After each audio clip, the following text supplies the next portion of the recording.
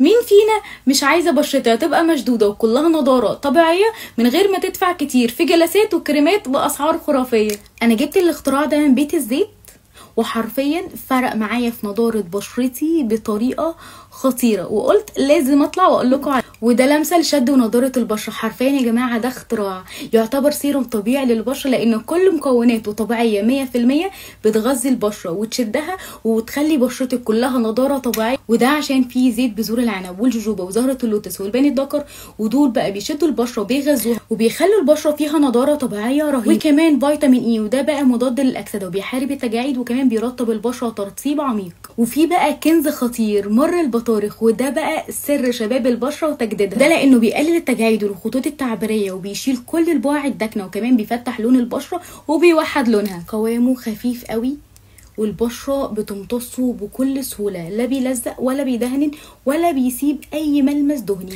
وانا بستخدمه لبشرتي وكمان جسمي، ولو استخدمتيه بانتظام هتلاقي بشرتك كلها نضاره ومشدوده ومفيهاش اي خطوط تعبيريه ولا اي تجاعيد، وتقدري تستخدميه مرتين بس في اليوم.